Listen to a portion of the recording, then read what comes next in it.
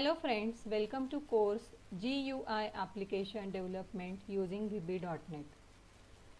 In this lecture, we will learn how to implement a program to demonstrate use of simple function and parameterized function.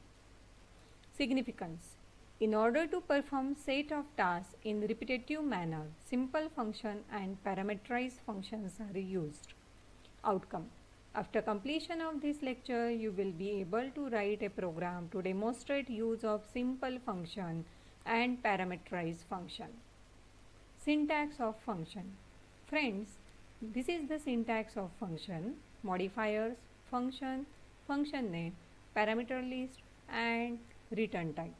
Now here, modifiers can be anything like public, private, protected, friend, or protected friend. And function, this is the keyword we are required to write to indicate that it is a function. And after that function name, we can give any function name to our function.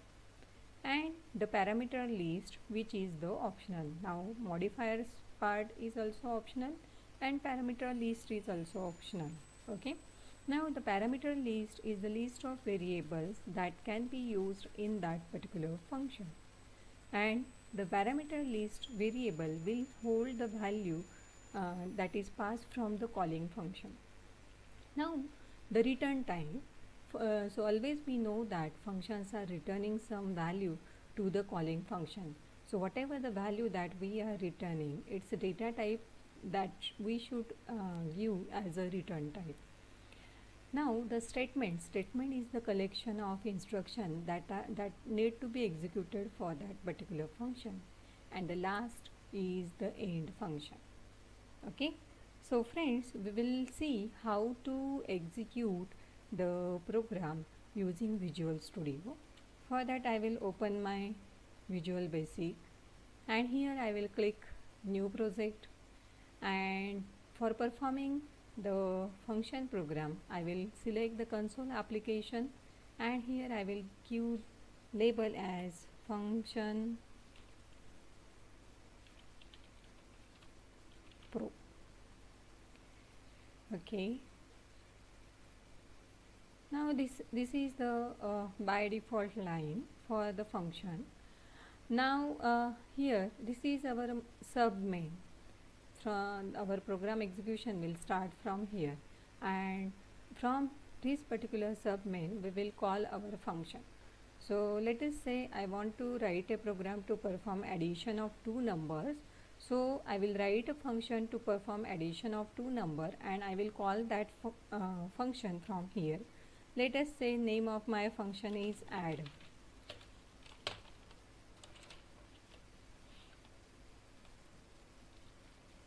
Add is the name of my function. Okay, now here first I will define my function. So function add, and it will not have any parameter, and here there will be line of code. Now I will write here the name of my add function. So this is from main, this is the function call, and here I will perform the task to addition. Okay, so for that addition we will require variable. So a, b, and c, these are my variable as integer, and here I will read value of a and b and will store the result in c. So for user I will give the instruction console dot write line, and here I will write the instruction to user enter first number. So this is the instruction. Here I will write down console dot read line. So whatever we will read from here, that should be assigned to A. Now the same we will write for B for reading the second number. So this is what I will do some modification, and here instead of A I will write B. Okay, now here I will write C is equal to A plus B, and here I will write console dot write line, and here I will print addition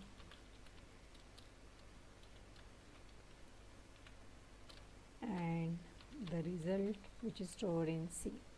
So this is our function, and after this function call I will write console dot read line, so that it will wait for my key press. We can write this line either here or here also, still it will work. Okay friends, now we will execute this program. So this is the first number reading, second number reading, and this is the addition. Now see friends, here it is giving error that function does not return any value. As we have not written anything, we have displayed our result here itself. So I will just write return to remove that particular error. Okay.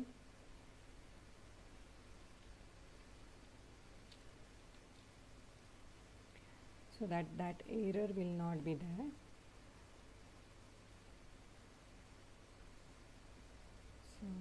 So it will require the value return 0. We will return it, and so that we are not returning any value. Now friends, we will do the same program using by passing the parameters. Okay. For that I will take the another function sum, and here I will pass the values by val a as integer and comma by val b as integer, and here I will write the code. Now see, these values are required to be passed, so the values will be read from the main function. So for that I will use the line from here, and here I will declare my variable in the main ABC as integer. Okay, and here I will calculate C by assigning the sum function sum and passing the parameter. So these are the parameters, values of A and B will get passed to sum function, and it will perform the sum, and so it will return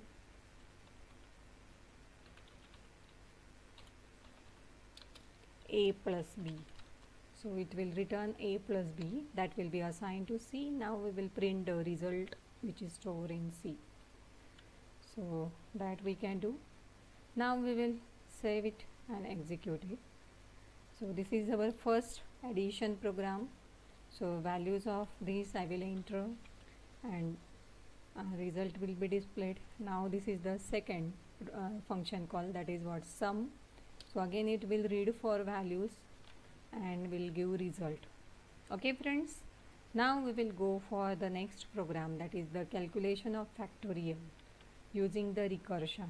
So for calculation of factorial I will take some more variable, let us say f and fact. So these are my two variable. Now in my f I will read the value of the number whose factorial is to be calculated. So for that I will write again the value reading code. So enter the number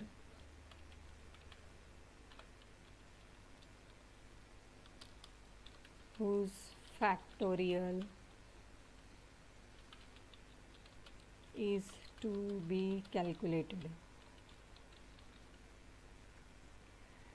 Okay, now here I will write the f, because in f my value the number will be stored, and here there will be function call for the factorial calculation. So fact is the variable which is storing the return value of our function. So for that I will require to declare one function. Let us say my function name is function facto.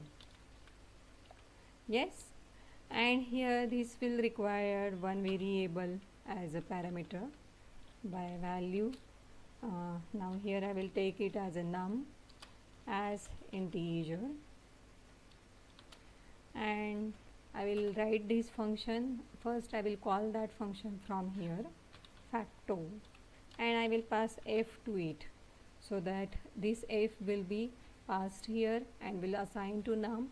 Now here I will calculate the factorial. For that I will require to check whether the num is 1 or greater than 0 or greater than 0. Okay, so if we know that if the number whose factorial is to be calculated is 0, the factorial of 0 is 1. So if num is equal to 0, then our return value should return 1, because we know the factorial of 0 is 1. Else there should be return that is what, n into facto num minus 1. So this is what the return value. Now whatever it will return the factorial, this is the recursive operation, because we have called the facto function within itself. So it will complete the task until your num value will be reduced to 1. Okay, so this is the recursion. Recursion means when we are calling any function within itself, then it is the recursion. So it will return the factorial into the variable fact. So we will display the factorial result here, and for that I will write, and here I will write the variable name fact. Okay, now we will save it, execute it, and this is the addition of two numbers, and here it is asking me for calculation of the number whose factorial is to be calculated. So this is what the factorial of 4. Okay, it's working perfectly. Now this is the program which is performing the addition of two number by without passing parameter.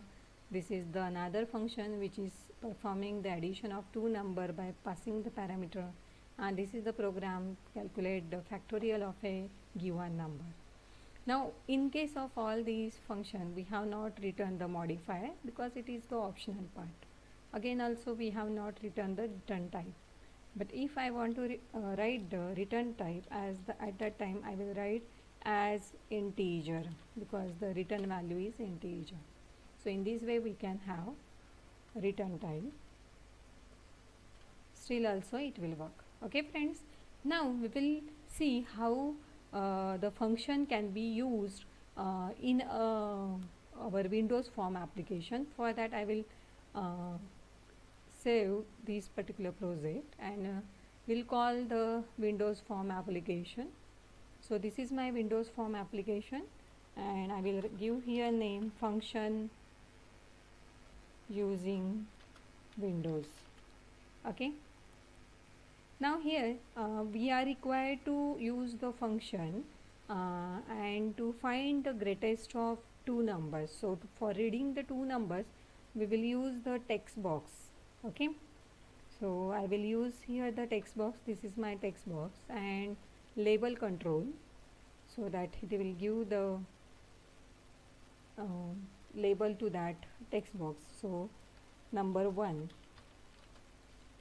so this is the label, and this is my text box. Now we will make copy of it, so that this will my number 2, and here I will take one button, and here I will put that button, and on the click of this particular button, whatever the number that I will enter into the text box, its addition should be displayed in the message box. For that I will use the function call. Okay, so on the button click I will write the code. Now see friends, here our button click event, the sub procedure is like our sub main in console programming.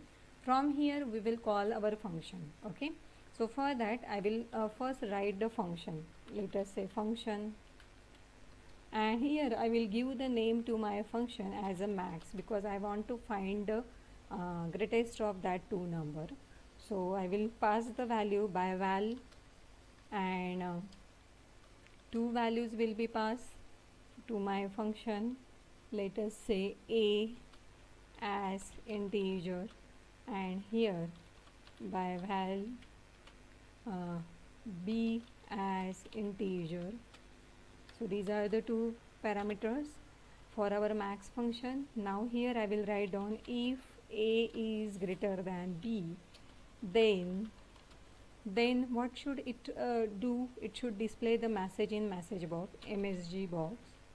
So what it should display, the prompt that we will write is as a is greatest. Okay, greatest. So this is our first parameter. After that we will write the second parameter as VB critical, or anything that we want, that we can write here. Okay, after that here I will pass the next value as a title. Okay, now this is my title, that I will perform max number.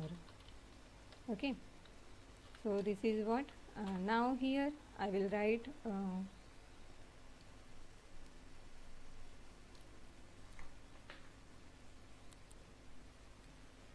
else part, and we'll copy it for b. So here my b will be there. Okay, now here, from here I will call the max function. So I will write here max, and will pass the parameter. Now the parameter will be the value of text box 1 and text box 2. Okay, so text box 1 and its text property, comma, the second value is text box 2, comma, text. So this is my second value, and from here we will call that max function. Now I will execute my program. Suppose this is my first value, this is my second value, and on the button click my function will get executed. So it will return me 6 is greatest.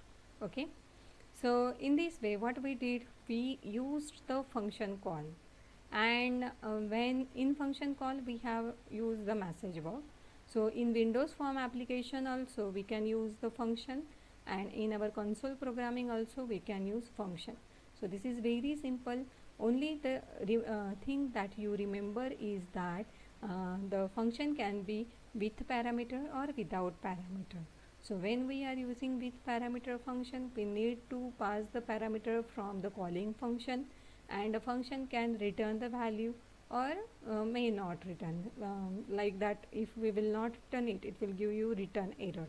Okay, so here I will write down return 0, so that it will, as it is not returning. If we will return our some value to the calling function, then we will put that particular value.